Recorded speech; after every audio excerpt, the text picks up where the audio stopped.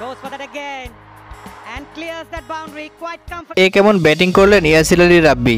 Match শেষে রাব্বিকে নিয়ে একই বলল তামিম ইকবাল খান। দর্শক, বিপিএল 2025-এর উদ্বোধনী ম্যাচ খেলতে নামেন বরিশাল বুলস ও দুর্বার রাজশাহী। এদিন টসে জিতে আগে ফিল্ডিংয়ের সিদ্ধান্ত নেয় তামিমের দল। ব্যাটিং করতে আসেন দুর্বার রাজশাহী। ওপেনিংয়ে আসেন মোহাম্মদ হারিস ও বাংলাদেশি তরুণ ওপেনার জিসান আলম। এদিন জিসান আলম কায়েল মায়ার্সকের বলে শট খেলতে গিয়ে বোল্ড হয়ে ফিরে যান 0 রানে। তারপর ব্যাটিংয়ে আসেন অধিনায়ক এনামুল হক বিজয়।